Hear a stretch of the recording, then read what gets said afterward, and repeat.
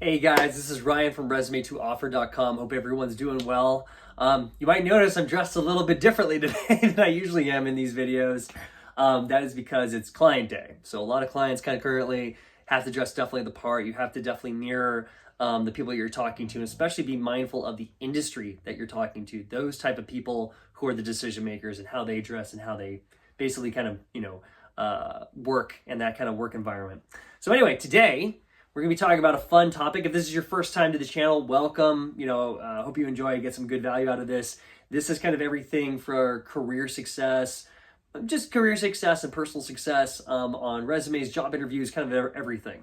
And if you haven't seen me, I'm Ryan Crandall. I've been in talent acquisition, talent strategy, a whole host of different things for the past 12 years. And I've worked for a lot of different companies in tech and a lot of other industries to kind of help you guys. And at this point in time, I've helped over 1,000 people actually land the jobs that they want. So that's pretty stellar. Started this journey a few years ago and it's been miraculous. Anyway, so today we're going to be talking about a few different things. So I have seen over the course of my career, like probably more than 100,000 resumes. I'm going to say probably, if I had to estimate, probably 140,000 resumes over my time. I look at resumes every day, all the time. I look at them when I'm recruiting wise. I look at them for when I'm a hiring manager. I look for them when I'm career coaching. Look at them all day, sometimes hundreds a day. Okay, kind of scanning those, looking at those. So we're going to be talking about a few things that I've picked up that I think can help you on your job hunt and things to be mindful of. If you haven't yet seen, I made a few videos on what's called the applicant tracking system. Strongly recommend you guys check those out. That is the software that recruiters and HR professionals use to filter all the resumes. Now, if you're with a smaller company, they might not need it because it has a price tag attached to it. They could be anywhere between $20,000 to $50,000 a year. It's like the price of a person. So if it's a small business, they might not use an ATS, but they still look through the resumes. And if you're going after a big company, especially any company that's especially over like 500 to 1,000, they're using an ATS. And you have to be aware of what the ATS is looking for. Usually it's keywords, titles, certain personality traits that they're looking for to basically make their lives a lot easier. If I get 1,000 applications, how do I whittle it down to the top 100? So I don't spend all day looking through 1,000 resumes, and I just look at the top 100, and then I move them on to basically interview stage. Okay, so you want to be aware of what is going to be on your resume to attract the recruiter, to build that camaraderie, to build that connection, to make them also keep reading the resume and invest in a first round interview with you. So very, very important to do so. So let's talk about a few different things to help you in this case. So number one, the average recruiter looks at your resume 7 seconds. Okay, they look at it for an average of 7 seconds. That's it. So a lot of people put all this time, all this energy into their resume, as you should, but be aware that you have a window of opportunity to basically hook them, okay? To make it seem like, hey, I am worth talking to. So there's some aspects here. You want to make sure that you have the right keywords, you have the right vocabulary on your resume, but also the design. The design of the resume, like the right template, has to flow. This is something that a lot of people don't get, and they put a lot of emphasis on the keywords. And when I see resumes that they use like ChatGPT, it's like flooded with all these keywords, but then the design of the resume looks kind of terrible. It doesn't look like it's the right grammar. It doesn't look like it's easy to read. It's not in a linear fashion. I had a guy today, we had for higher levels, we had a big group call in the morning. I get up at 6:30 a.m. to do it. And we were talking, and one guy had every keyword imaginable on his resume, which was great. And he was a sales professional. And I told him, there's a sales saying, a confused mind will say no. So you don't want to just compact everything so it's really hard to read. He also had things that he boldened certain words all over the resume. And I'm like, here, if I was looking at this, I don't know where you want my eyes to go. You have 7 seconds to make a good first impression and to hook me into wanting to read more. So pick top 3 to 5 things in your entire resume, bolden those lines. Those should be the key achievement. And ideally, it's at the beginning, your professional summary. Usually the way they read it is kind of like the first third is really the first impact. Okay, so your professional summary, skill set section, and then in your titles, It's like the job title and that first line. That's really the key thing to hook them. Once they're hooked, they're gonna then spend a little bit longer. They might invest first 7 seconds, and then if it's good, they're gonna invest another 30 seconds into reading a little bit more. Okay, so it's constantly micro investments. You're trying to get into the recruiter's mind where they're gonna spend 7 seconds. You know what? I want them to keep reading so they actually spend a little bit more time, like 30 seconds, and make a yes buying decision to give you a chance at an interview. That's kind of the mentality there. So you want to be aware of making those impressions and being aware of, like, if you had to pick 3 to 5 key things on your resume that you want the recruiter to know about, those are the things that you make sure on the left-hand side. It's like that first line. It's easy to follow. You can bold them. That's okay. In higher levels, we talk about having like that first line. That's your key achievement. Okay. A lot of people put their responsibilities, what they were doing in the job. No. That's okay to have it on the second, third, fourth bullet point. But that first bullet point, you want key achievement, your key results. Okay. Quantifiable, tangible. Okay. All right. So next one. There's another saying in sales. You're only as good as your last sale. You're only as good as your last sale. In recruiting world, it's kind of the same thing where you're only as good as your last role. Okay. So a lot of people, I know they're not going to like this type of thing. You're only as good as your last role. Really, it's kind of, you're only as good as your last 6 months. Okay. What have you been doing the last 6 months? So let's say if you have experience, say you're going for a sales job. If you have sales experience, great. That's awesome. It's very linear and it's the next step in your evolution in your career.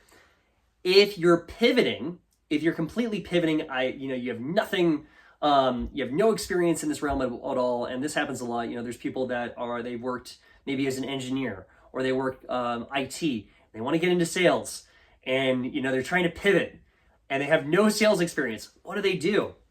Well, this is why you want to make sure that the last 6 months you're showing on your resume what you've done to pivot. What are the skill sets you've acquired over the last 3 months, 4 months, 6 months to upskill and retool yourself to be ready for the role? Now, if you have a job experience, that's okay. That's great. Just use that. If you're pivoting into a new role, I want you to make sure that when I'm reading the resume, it kind of builds on each other.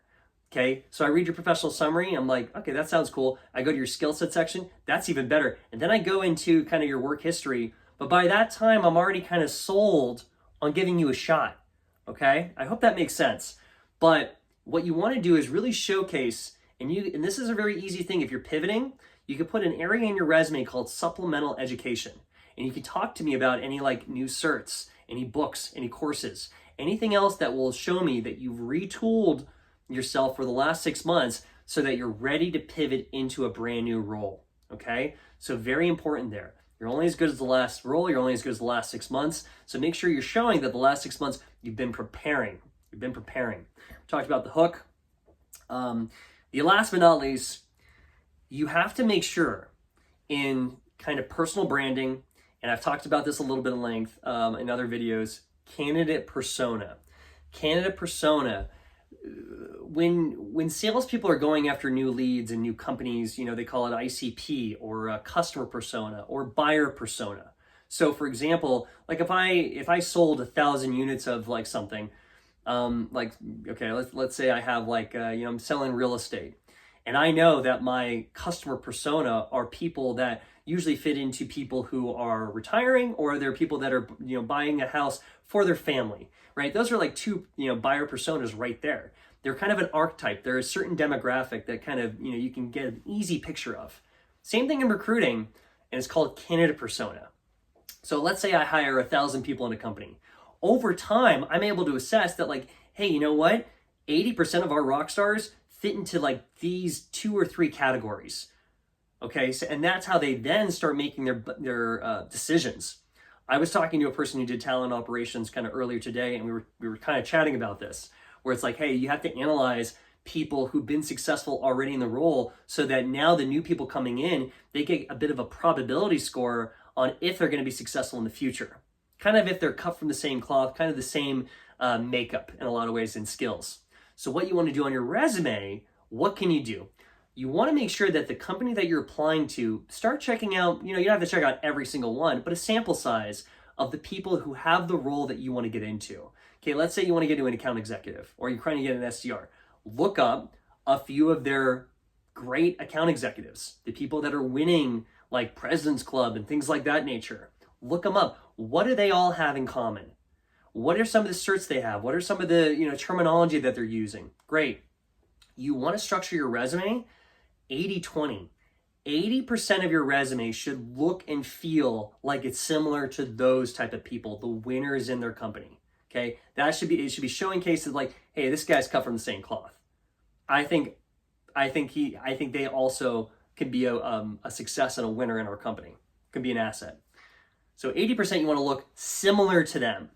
The other 20%, you're your own unique person. You bring a little bit of an edge. You bring a different spin. You have a lot of things that separate you from other people. So that's kind of what that is. 80-20 or even 90-10 really. But you want to look like you're part of the team. You're part of the company culture. You have the same values. And then also have a few things that separate yourself. A few hobbies or a few other certifications or a few other things that make you seem like, you know what, you're your own unique person and you're memorable. Okay, you're going to make an impact. So those are a few things that you can utilize. Anyway, guys, I hope that was helpful. Feel free to look at different resources down below in the description. I give free resume templates that I've used and I use for my coaching that you can utilize. It's completely free, and there's templates and everything in that Google Drive. I also have resources below. You can look at my website for different resources, one-on-ones, more coaching. I also partner with higher levels. I've seen them, we've been able to get people into kind of tech sales every other day, basically. And if you use the link below, you get some freebies, you get a discount, strongly recommend. And add me on LinkedIn. I'd love to reach out. You can kind of form a professional network and a connection that way as well, okay? So I hope this helps. Hope everyone has a great weekend, and cheers, okay? Thank you.